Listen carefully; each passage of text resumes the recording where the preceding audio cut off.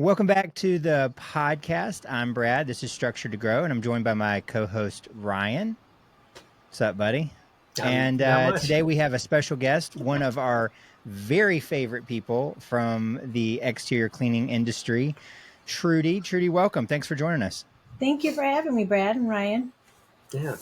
Trudi is, I don't know the best way to say this, but she is like, and please take this all as a compliment because I mean it as a compliment, but you are not just a mentor, but almost a mother figure to contractors in the pressure washing space. The way that Trudi cares for people, guides them, helps them. I mean, the things I've heard that she does for her customers and people in her network, it really is, there's nobody that kind of represents the industry like you do. I mean, you've kind of really taken a torch to be an example. I mean, she comes from a actual contracting background, and I know you still do that. Yeah. And so she's taken all that experience, and I don't know exactly how much, you have to tell us in a second here, but decades of experience, and brings it into how she serves this community.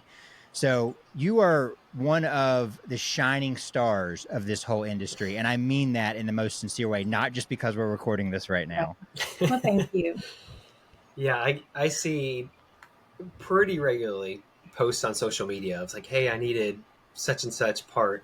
I ordered from Panhandle, ordered it Friday, showed up on my door Saturday morning. Plus it had a dog treat for my dog and a pack of mints. Like, I see these all the time of like, hey, it would like, I can't believe how fast what I needed got to my house. And like, they went out of their way. Like, or I talked to Trudi on the phone and she's like, hey, I'm going to get it in the mailbox in an hour. Like, all the time I hear stories of that. And so, yeah, I think 100% agree with Brad that your reputation, I think, as a contractor, but as a vendor is huge, and people love it, and people love doing business with you. So, how long have you been in the industry, Trudi? I don't know that we've ever had this conversation.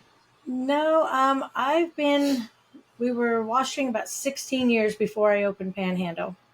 And, you know, my mind kept saying I can wash 6 days a week. I can just keep going 6 days a week, 8-10 hours a day. My mind was telling me I could do it. My body, on the other hand, saying, no, you're limping. You can't, your fingers won't open in the morning because you got trigger finger.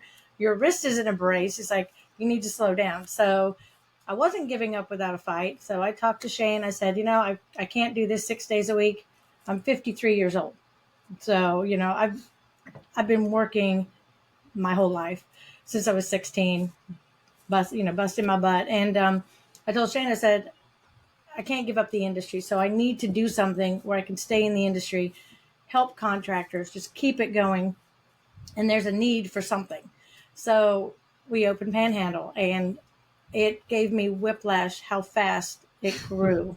It was just me. And I was picking this stuff, and I didn't even have a computer over at the warehouse. I was putting everything on, packaging it at the warehouse, writing their name, weights or measurements, putting on the golf cart, going home, printing out the shipping label, putting it back on there, loading it in the truck, and driving it to the UPS store. I did that every single day for about a year, or less than a year, because it just went, whew, and I'm like, I can't do this. This is just too much. We got to be more efficient. And then I started doing the free training classes, and it went out. But I have actually labeled myself as a people-pleasing workaholic. I mean, that just narrows it down, because I always want to take care of people. I've always been that way. I mean, you could ask my family. I'm known as the spoiler of the family.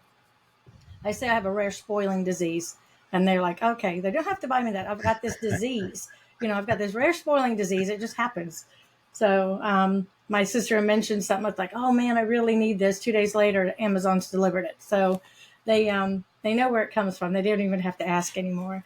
But it's just, you know, being a contractor, I just need, I mean, I know how bad you need this product. You're not going to order a swivel or a surface cleaner bar, you know, for somebody's birthday. You're ordering it because you need it to work. So Right.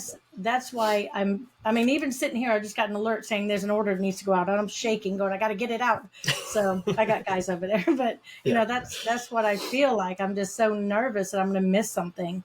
And it's just, you know, the customer service that I would expect, you know, when I spend the money and I need something to work, because it's not just it's not a pack of socks or something. It's something for your livelihood. It's something you need to feed your family and pay your bills. So that's why it's important to me to make sure that shipping gets out as soon as it can. Mm-hmm.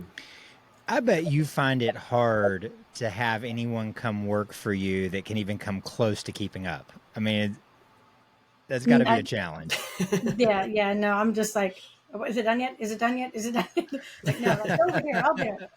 And Shane's like, you got to leave the shipping. You're the owner. You should be shipping. You should be doing your social media. I'm like, I'm doing that too. I can do it all. He's like, no, you can't do it all. You're gonna have to give something up. But so far, I'm juggling just fine. But it's kind of difficult now with the event 2 weeks away. So I'm just kind of delegating a little bit. But yeah, we were talking about it a minute before we started recording.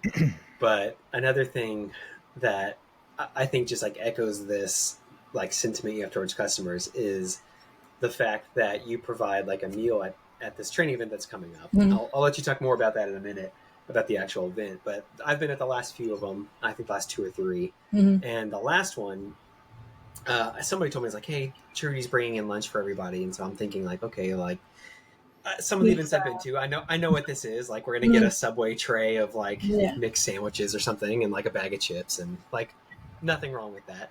But then like I think it was Ron was telling me, it's like, oh no, she's got the barbecue out, she's like making smoked pork and like hand making a meal for 300 something people, and like it blew me away. I'm like, who else gets that kind of service? Not only are you putting on the event and you're doing training classes and you're like taking time on top of still having your contracting business, that you're just saying that Shane is telling you've got to come and help him with some jobs coming up. And my big job is coming up October 30th, and it takes 3 people a month to do all these sidewalks. And I've done this job for the last 15 years, so I'm always in there doing it. I love doing it, and I love getting back out on the contractor side because things change, and I don't want to be talking to customers and telling them something I know nothing about. And I will not answer it if I don't know it. I'll be honest. It's like I am very limited on the soft wash system. I don't know this. Chemicals, I can handle. Pressure washing, I can handle. Soft wash, I don't. I'm not going to pretend to answer your question so you can ruin your equipment or whatever. So, I want to get it back out there, and I want to stay on the contractor side just so I can keep learning and, keeping up on all the newest stuff. So I have the correct answers. But yeah, I'm going to be out there washing sidewalks October 30th. So I'm excited. So I've got this week to really get my act together and get everything ready for the event. Yeah. And now, has that always been just like unreal? Yeah. So to set a little bit of context, I think a lot of the people that hear this are familiar with what you do, but you put on an annual event, and it's not just an event, but it's an event that you put on that is 100% free for the attendees. And, I've been to some free things at different points in time. And I think when we think of something that's free, we think, oh, it's just like a giant sales pitch. Somebody is drawing me in. I'm thinking like, I remember when I was engaged before my first marriage, and we went to one of those hotel events where like you can get a free vacation, but then they spend an hour pitching you or 2 hours pitching you cooking wear. And, that's what I think of when you think of free events, but this is not that kind of event at all. This is something that is a very unique training event where there is hands-on training that will teach you how to do your craft, that will not just what you do on a day-to-day basis, but in-depth, being able to add ancillary services, which is crucial in staying busy year round, to be able to do more than just one thing and kind of, deepen your skill level. How did you ever get into doing free events? Because you're kind of like, I see it as you're like the leader, and there's a couple other people that are doing things that are second best. But how did you get into doing free events, and what is kind of your mission behind that? Well, when we started washing, we started out like everybody else, 4-gallon at Home Depot on the weekends. And then, I did an internal cleaning on the weekend. So, for those 16 years I was washing, I was doing internal cleaning and exterior cleaning. And so, finally I lost my job and Shane lost his job with the economy in '07. So we had to do it full time or we had to figure out something else. So in '07, that's when we decided to go full time. And I think it was '08, we drove down to Tampa for a free training event.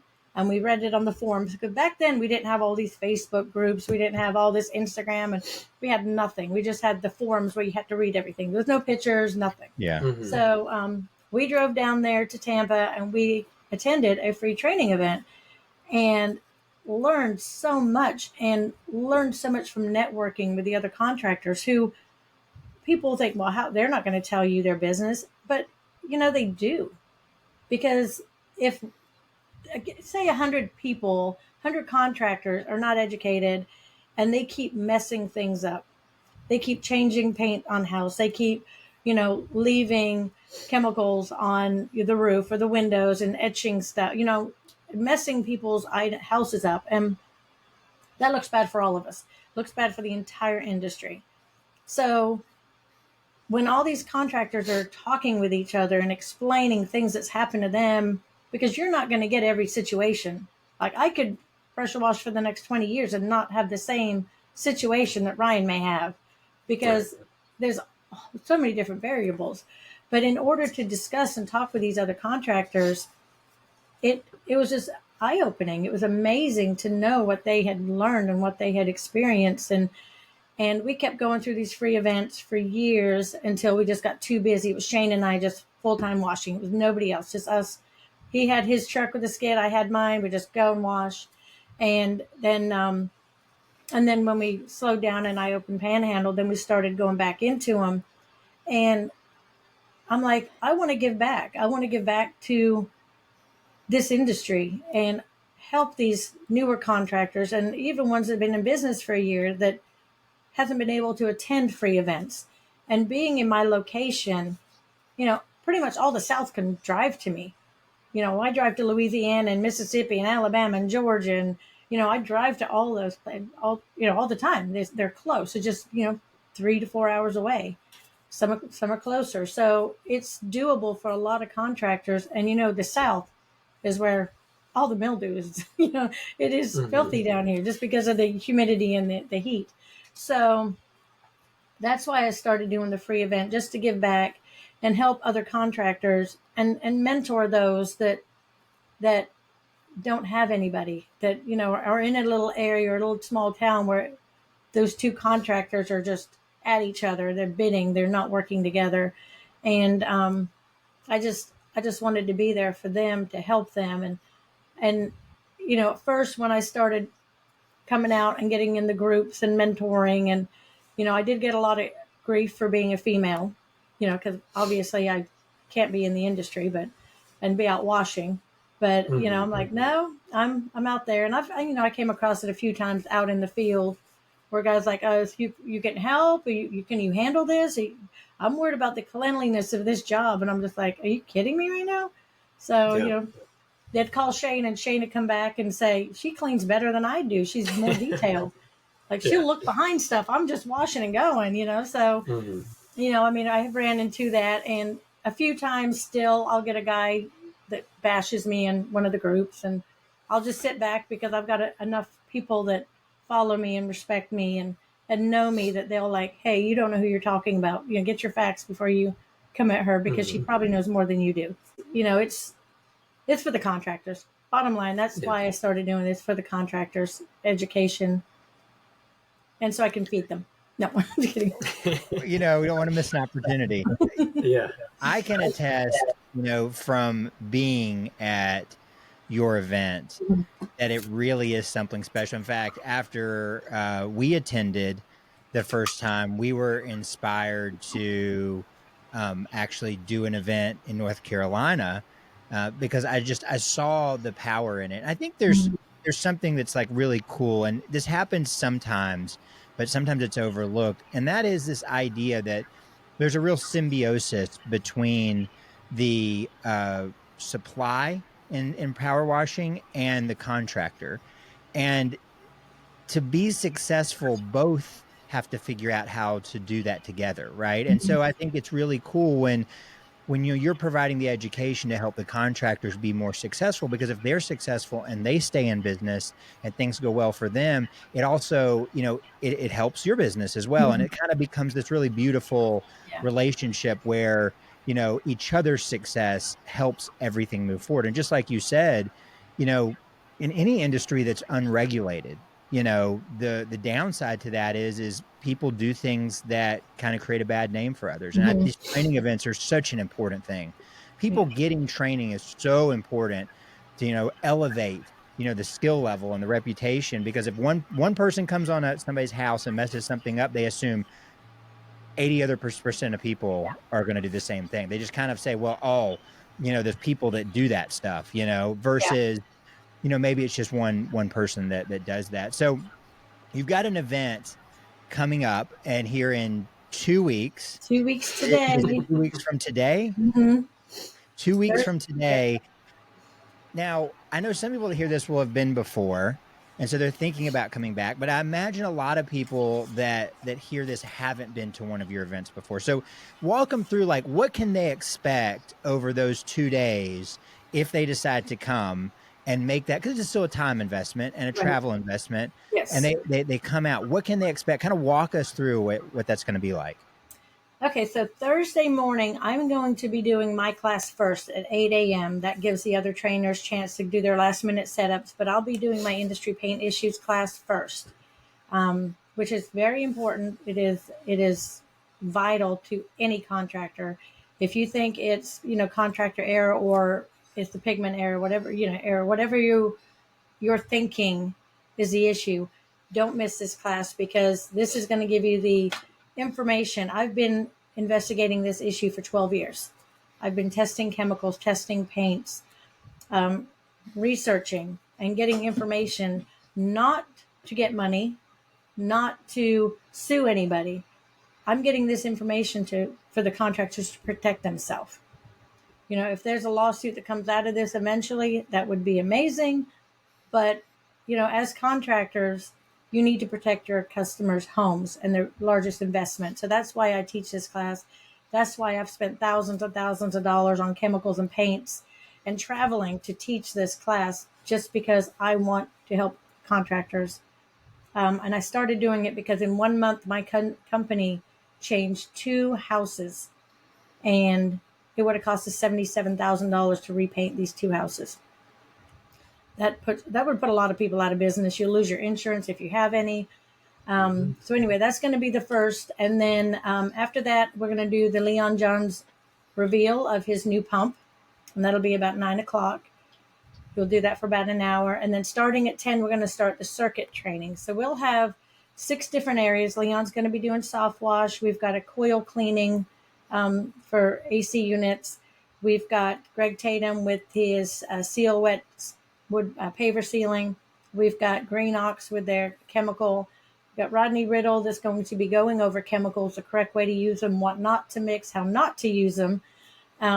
Stephen Golightly is going to be teaching striping, so that's an extra thing you can add on. And then Darren White is going to be doing commercial concrete cleaning. I'm still working on a window washer. Fingers crossed we get one of those in. And then, so that's going to be Thursday, is going to be all the training. And then on Friday, we're going to do wood restoration.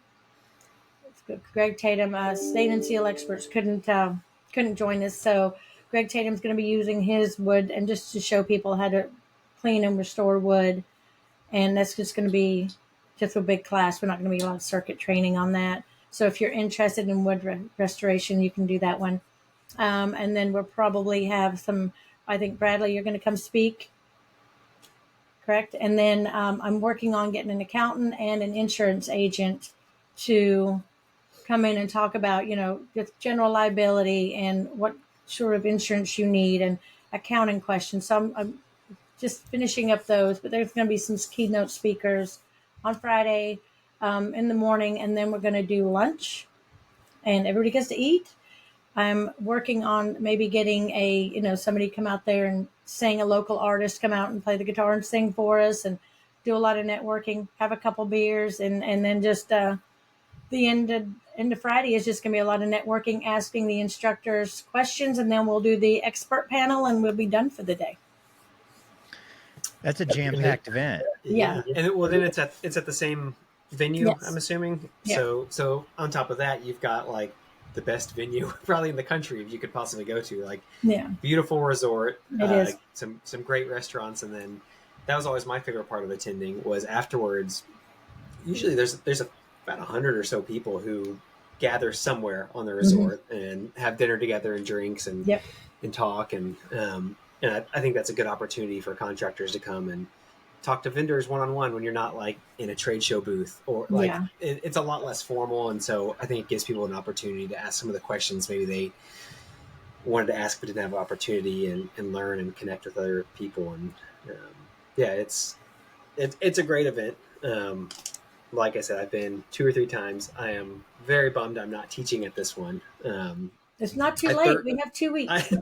I know. Well, it is for me. I won't be able to be there. I've got some other stuff going on, but no, it's a great event. I love this one. And yeah, so I think what I wanted to ask also is, because I know how like important education is to you. I mean, is that something that has always been like part of your business, or do you feel like, hey, I noticed some things were lacking in the industry, and so you want to step up, or is that just like out of a natural, hey, I just love teaching, so let me find something to teach about? Like, how did that education side come into your guys' business? I've always liked, okay, so when we hired new contractors for the pressure washing side, Shane has no patience at all. And he says, I'm not a doctor, I don't need patience. So I'm like, okay. So I would train them. I would train these new hires, and I'd go over everything. And I just have the patience and, the experience to share without coming across egotistical. Like, I don't know it all. I will never say I know it all. But I love helping. I love, educating and helping better other contractors. The reason I got into the events was because of the industry paint issues. I started digging into this and asking questions, and Ron actually heard about it and told me, he said, you need to teach. I'm like, no, I failed public speaking in college. I'm not going to do that. No, not doing it. So he talked me into doing an event up in Georgia. It was Young Guns. And I kind of semi-hosted that when I was the only vendor, but he put it together, and I taught my class, and I felt this little lion just come out of me because I was so passionate about this issue. This issue can destroy contractors' lives. I know a guy that lost his house, everything. He changed 7 houses in one subdivision. He went bankrupt and lost everything. And, his wife, he lost his family because he couldn't support him. It was so heart-wrenching. So that's what got me into the training, but just for that issue. And then I'm thinking, we could do better than this. We could do so much better than this. Let's get other contracts to help newer contractors learn how to do it correctly. Because if you can ruin a house by washing it because the paint changes, a guy's over there with a turbo nozzle on stucco, or a surface cleaner on a roof. You see all this all the time. And there are roof cleaners that look like surface cleaners, but they're not surface cleaners. And that is a liability. I mean, I wouldn't want to be armed with that thing on there because I'd fall off. You're backing up and you go off the ridge cap and you're on the floor. So, there was other ways of contractors causing damage to homeowners. And that's why I felt the need for education had to be there. It needed to be there. Asking questions on Facebook, you get 20 of them, and then somebody's reaches, do use a search bar or do this, and they don't answer it correctly. And there's so many wrong answers that is just makes my stomach turn, because I don't want anybody having to, apologize to a homeowner and have to, re-stucco or repaint or anything. So that's how the education came about, just by wanting others to succeed. I keep repeating that, but that's what I want. That's what I want. Yeah. I want the industry to succeed. Well, anybody that's been around what you do knows that is a very genuine statement. Ryan and I can both vouch for that. Yeah. Well, do you have a Here's my question for you. Do you have what would be your word of advice for, like, if you could pass on one thing to, I think, a new contractor and maybe a contractor who's been in business for a long time, like the veteran contractor, what would be the thing that you would tell those two groups of people?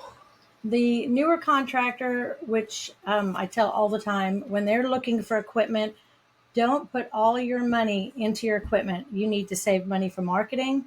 You need to save money for insurance. You need to save money for breakdowns. Breakdowns happen. You can't control it. You can buy a brand new machine, use it once, and it fails. It's a machine. It's not perfect. So, hopefully it's under warranty, but if it's under warranty, usually it's just the parts that are under warranty, not the labor.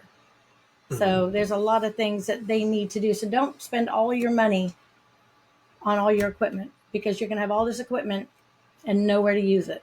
So you need to, save money for the marketing and build yourself up, and, just have a cushion, because you're not going to go out. You're unemployed every morning in pressure washing. You're unemployed. You wake up unemployed until you get that job.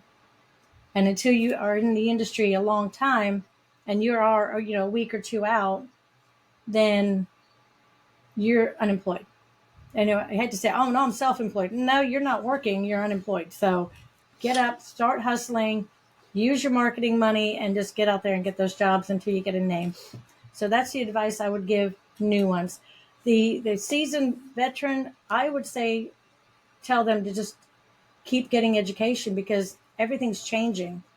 With the supply issues we've seen last few years, the manufacturers of some substrates are changing. They're using different formulas because they couldn't get what they used to have. So I had a contractor call me. I was actually at the Huge in Nashville. It was not this past one, the one before.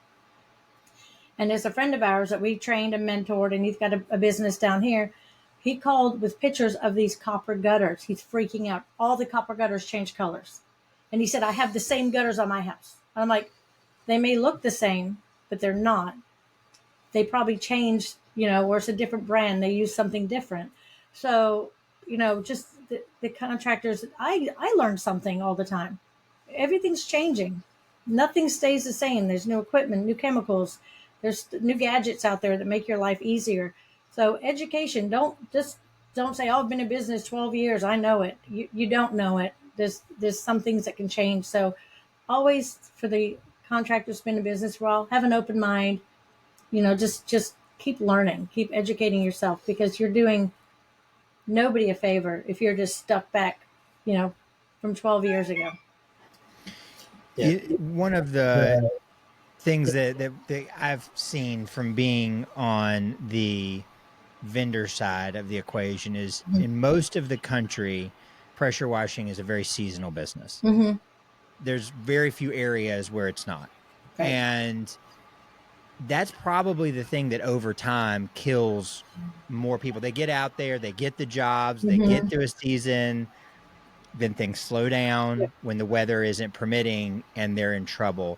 How does coming to an event like this, getting education, help a contractor be prepared for that reality? We discuss what they can do other than just pressure washing. A lot of guys, they do snow removal. They do Christmas lights. They do hood vent cleaning, which that's inside. I mean, all the restaurants have to have it, even in the winter. Even if you don't have a big snow shovel, you can go to restaurants, just something, anything, just hustle. You can get that job. A lot of guys are now using, getting not surface clean, floor scrubbers to do inside tiles, which need to be done. That kind of thing. Just you've got to prepare them to say it's going to be slow.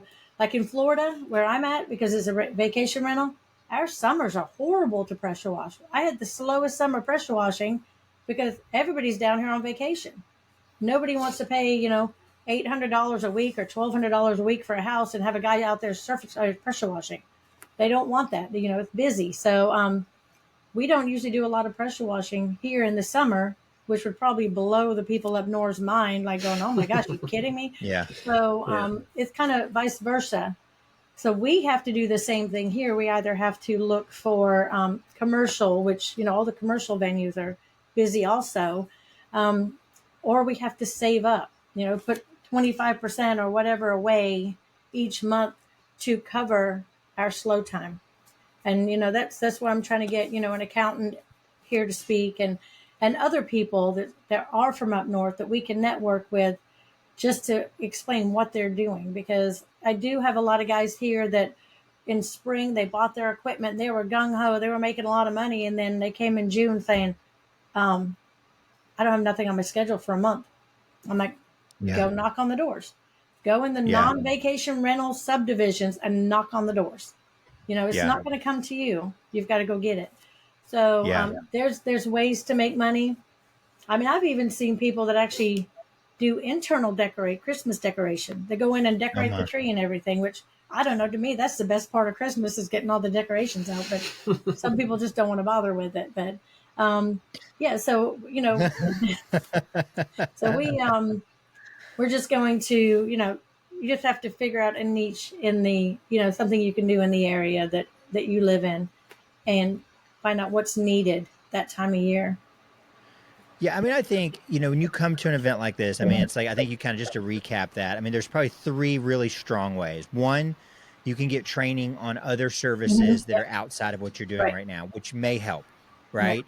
Yes. Two, you're going to hear from some professionals who may give you other advice about how to do your finances and your bookkeeping, and start to have a strategy that plays Yeah. ahead. And then the third one is, you're going to get to talk with other contractors who've gone through this too, likely from the same area that you're Yeah. in.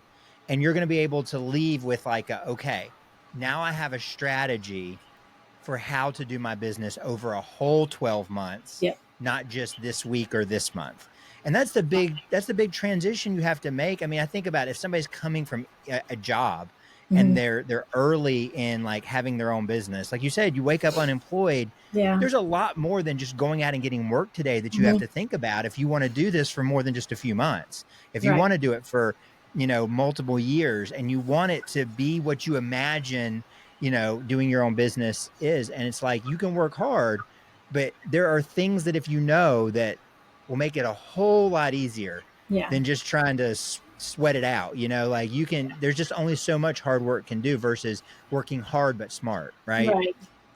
Yeah, I think that's a big part of it, and I think that's with any show, like the values in the networking, because you can bypass a lot of that hard learned lessons. Like Yeah. a brand new contractor, they can go figure that out, but it's going to take them a couple like Right. hard winters of no work and no revenue to figure it out, and by then they may be out of business. And so coming into an event like this and being able to connect with other contractors, like you said, from the same area, from the same background, and talk about, hey, this is a problem I'm struggling with this year. Are you doing that? Are you struggling there too? And then have someone else say, yeah, we are. Here's the things that we're looking at to get past that issue. There's unlimited like wealth of information out there that other contractors, not just the educators, not just the circuit trainers have, but just the other contractors. I see them all the time sitting in little pockets of groups and talking about their businesses and how they're going to grow and their marketing strategies, or hard lessons they learned. Hey, I did this to this house. I broke this glass table on the back porch. Can you believe that? And then like sharing in some of those hard times also, and offering, I think, not just empathy, but also like solutions, and how did you deal with your customer when you broke that? What happened? How did you take that customer where you broke their table, and now they're doing twice as much business with you, and they refer you to all their friends? Like what was that you did to make that happen? And I think that is where there's so much value in just being able to connect and network with other people, other contractors also. Exactly. And Absolutely. and then in the slow time also, this is probably going to blow your mind, Brad, but wait a minute. So this is what I've done, while getting ready for the event, because we still have the contractor side, we still have the wash business. So I have been getting thousands and thousands of postcards bagged up for every door direct mail. I've been doing that, my free time the last couple days. So I actually made a video, and for other contractors, I made the video from starting to end of every door direct mail. I showed them on the computer how to, log in, what to do, how to pick your areas, how to print the paperwork. Then I go over and show them how to count, not how to count, but I have 100 postcards because you have to bundle them in hundreds, put them in 100 postcards. And I always told them, get a kitchen scale and weigh them so you're not counting hundreds at a time. Grab a handful, weigh them, and get the same number, and you're good to go. So I've got a video showing them on every door direct mail from start to finish to get those sent out. And they can do stuff like that on their slow time in order to prepare and get business for later dates. So, even if you're not busy, there's always something you do marketing wise to get your name out there. I also had other little little flyers that we had made, and I put them in envelopes, and I sent 1,500 flyers out to the real estate agents in my area, and put a little note saying, hey, I wrote it for Shane. It's Shane with Classic Touch Pressure Washing. I'm providing you with $50 off coupons that you can put in your new homeowner welcome packet. So there, I'm just giving all these $50 coupons off to the realtors to give their new homeowners, and maybe they'll throw them out. Maybe they won't. Maybe 1,500 people are going to have a $50 coupon in their new homeowner packet. So it's little things like that you can do when you're slow in your business, just to get business built up. It may take a couple weeks, but it'll pay off in the end. Absolutely. So I think I've got one. You're such a hustler. I was say, I think I've got one more question, maybe a logistics question. So for the contractor listening, yes, when they are busy, is that a time for them to turn off marketing or slow things down because they're saying, hey, I shouldn't spend so much money because I'm so busy now, I need to slow things down? Or what is your recommendation there for the busy time when they are busy? Well, if you're busy, you can, I know a lot of guys use yard signs. So in my area, we can't use yard signs because they're a touristy area and code enforcement doesn't allow it. But some areas do. So they can have, while they're washing the house, leave the yard sign in the yard. They can take it or ask the homeowner, hey, can I leave this here for a week? If they live close, they can come pick it up. Also, when you are doing a job, knock on the doors, both one on each side and the 3 across the street, because you can show them, hey, I just washed your neighbor's house. They've seen how dirty it was. Now they can see how clean it is. Give them your business card and say, here's my business card if you ever need me, need my services. So you're still marketing, but you're not spending a lot of money doing it, but you're still marketing. I know it's going to take a lot of time, but no, we have 3 wrap trucks. That's just drivable billboards. That's always marketing. Branding is very important to have your brand out there. As with Panhandle, with the branding, I've got my Panhandle tape on the boxes. I have, bag toppers. I've got my mints with my name on it. My brand is everywhere. My Stay Humble, Hustle Hard shirts and hats, that's got Panhandle on it. So air fresheners. It's just when people see that, they know who I am. I mean, even dogs and kids. I've got contractors like, my kids are so excited when that package comes because they want to know what's in there. So it's either a Frisbee or, notebook or something. But the same with the contractor business. Get your brand out there. Let people know who you are when they see you. And just, just be pleasant. Don't be, if you're in a wrap truck, don't be going 35 miles an hour in a 15-mile-an-hour zone. There's a lot of golf resorts here. Be professional. On your Facebook pages, be professional also, because if it's not set to private, those homeowners can access that. So you've got some kind of stupid memes or something going on, that reflects who you are as a business owner. So everybody tells me I'm dumb because I go on all these groups on my personal Facebook. I don't have a business. Well, we got Panhandle, but I'm never on that one. But I've got mine that I promote everything through. I've got nothing to hide. I post pictures of my grandbaby. I don't care who sees my grandbaby, and my dogs, love my dogs. So they're always around. But, I'm not going to take a picture of my husband in his boxers and post it everywhere because that's just not professional.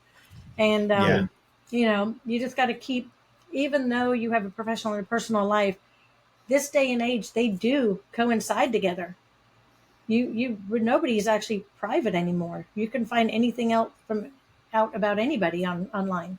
So you just got to keep that in mind when you're doing anything. If you're at the bar getting drunk and dancing on a bar or tabletop, somebody's going to have a camera and you're going to be posting. It's you just got to be professional if you're going to want to be in a professional business. So it's got to keep a mindset on that. But but marketing is always good. Never stop marketing. Never stop selling yourself. Just keep it professional and make sure you're doing it the right way. That is such good advice, by the way. Like, I hear you share some of these things, and I think sometimes when I talk about marketing to people, I don't stop to mention them because I guess in my mind I'm like, surely everyone is checking off some of these boxes, but then I realize like that's not what I see on social media. I don't see people checking off the boxes of thinking about like what's visible and how they act and how they behave and what image that has. And I think that I'm just glad that you're sharing it. And it reminds me that there's so much value in these little things that I don't think people will consider. Like that's not what marketing is. They have in their mind what they think marketing is, and they forget that it's everything that people see of you. Yeah. Right. And half the battle in a world that is busy, where there is lots of social media and lots of distraction, is being visible. Right. That's half of it. People just knowing that you exist and you being the person they see most often, so that when they do need something, they think of you. I mean, that part of it is a huge thing. And when you're a local business, you have this massive advantage because your world is accessible, right? You can drive your truck around your world, right? You can go and put business cards or speak to people in the businesses in your world. You don't have to do a national TV advertising campaign for people to see you like a big brand does. No, you can do that same thing in your town and be just as visible and just as known as any brand is, on a bigger scale. And I think the people that do it do really well with it. Yeah. And I think a lot of other people forget, and they kind of get lost in this, like, well, so-and-so on the internet said I need to do this. And they do that for 5 minutes. And then it's, oh, so-and-so had this other idea, so maybe I'm going to switch over and do this. Oh, and then I heard, this other thing is like new and I need to be on that. Yeah. And that kind of lack of focus and missing out on some of the fundamentals is the way that people get so lost and frustrated with their marketing. It is. And there's a lot of little things in your neighborhood, in your community that you can do. Like, I just donated a free house wash up to $500 for our mayor's ball. It's a silent auction. Now, think about it. If you don't have a baby, you're not going to bid on a baby basket. So the people that are bidding on this pressure washing wants pressure washing done. So you donated $500 worth of pressure washing, but maybe 30 people are bidding on it. 30 people just seen your name and that you gave back to the community. That little bit of marketing, what did it cost you? An hour and a half of your life? And your name just got out there? You think in every community, there's the elementary school, they have their fall festivals that are always looking for silent auction things. It's little things outside the box that are not in the norm that could get you the most exposure. I also have Classic Touch pens made that cost me maybe 29 cents each. Just little cheap Bic pens with Classic Touch. Drop them off at your local eateries for their waitresses to use. You know how many people take those pens home? A lot. People eat, they sign the check, pen in their purse. Now they've got your advertising right there at home. So it's something little like that keeps you in your community, that gives them a sense of you being part of that community and not just trying to sell them something. You're giving back and you're helping out your community, which also helps back, you back out. So, it's little things like that most people don't think of as marketing that can make a huge difference. Absolutely. Absolutely. And, that and the reputation that you have in your community goes so far. I think that is just such sage wisdom, to remind people of those things, because it can be really powerful. And like you said, you don't need millions of people No. to see something. No. You need a You few don't. of the right Yeah, people you may to not see want a it. million people. Yeah. Right. Yeah.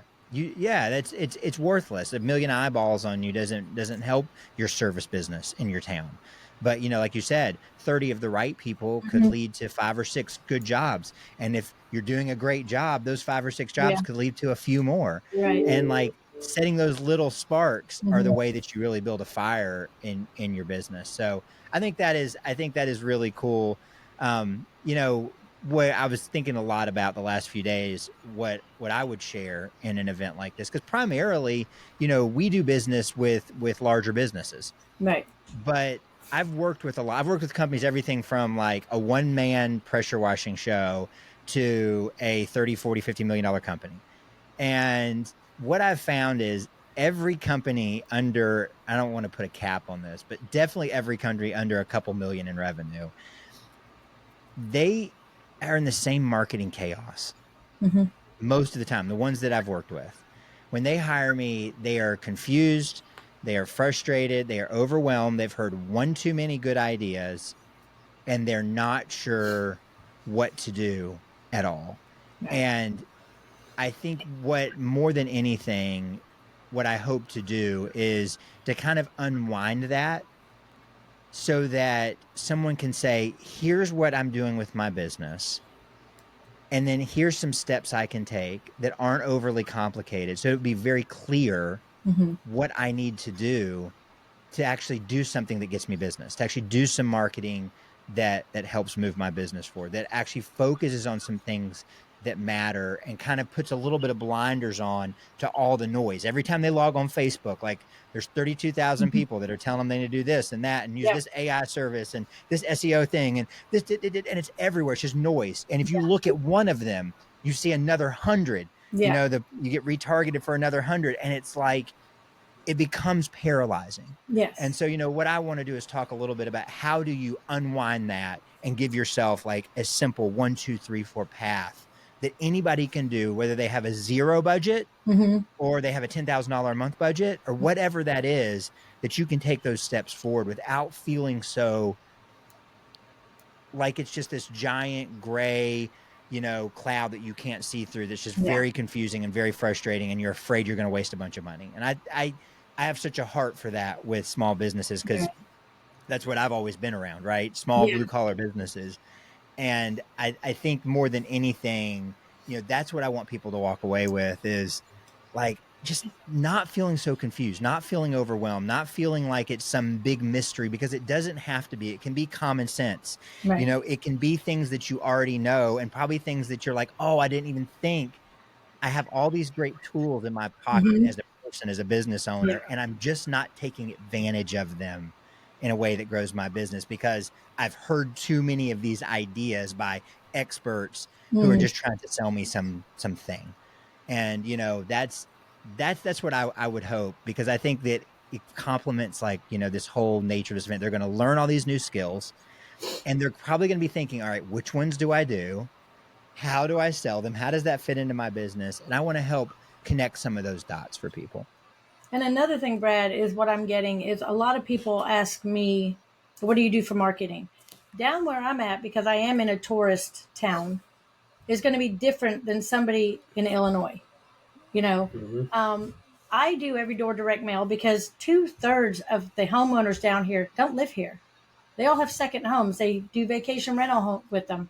So they all live in Canada, New York, Chicago, wherever.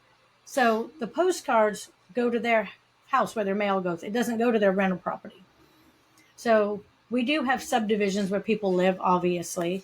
And I do focus them for like paver sealing or whatever. But we have other marketing we do for our local community. But the every door direct mail is because I need to get that mail to the homeowner wherever they live.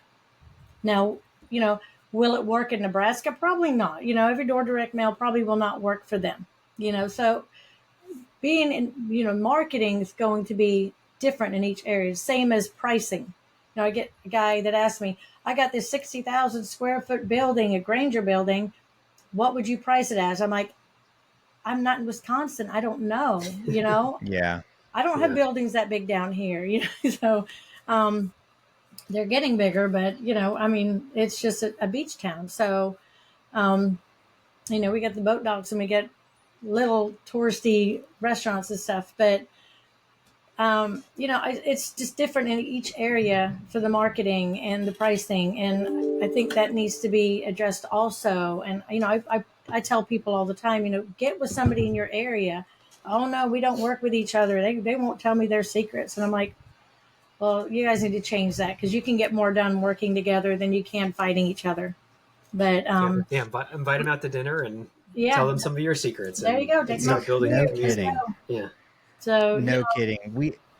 We have done recently some client interviews for a company that we're working with, and it is so amazing, these people that use this software, that use this product, and how the story is like the same. They're like, yeah, I refer all the people that I know in my area that do what I do to this because it's helped my business so much, even though it's a tool that helps them get more business. yeah, And they're like, I'm probably creating competition, but I just feel like it's just such a good thing to have. I want people that I know in the business to have it. And when we adopt that attitude, you're happier, and there's more than enough business to go around. And like we talked about in the very beginning, when we elevate each other's businesses, we make the whole industry better. And what we really want is a way where people see it as a professional service, and we're not cutthroating each other on a race to the bottom, because that's a way to never make any money and to be miserable and to devalue what you do. And I want what I do to be valued. And I have to imagine that everybody that learns something, that puts their time into it and their sweat into it, wants what they do to be valued. And that starts with a collaborative attitude versus like a competitive attitude. Exactly. We bid large jobs. We had the school, and it was us bidding and two more of our local guys. We actually all got together, looked it over, came up with a number. We were all about the same. We all went in there and gave, right around the same number. And, the other guy got it, which was fine because he was already working there. But they had to, knew that to go, every year they've got to get 3 contracts, whatever, or 3 bids. But we worked together, so we didn't devalue our service. It's like if you go in there, okay, oh, we're at $20,000 for this whole school and the stadium or whatever, and then another guy comes in, oh, I'll do it for 10, and he's there, forever, and he doesn't do, great work because he doesn't have the correct equipment to do the job. That just devalues the service. So, working together with each other, keeping the value up for what we do, as contractors, helps everybody. It's beneficial to everybody. It's you don't. I mean, it's going to be the $99 guy, which is actually probably not the $99 guy. He's an amazing marketer because I seen him at the Huge with his shirt, and he's probably making more than we are after being in work, 20 years. But, he starts at 99 and then adds up.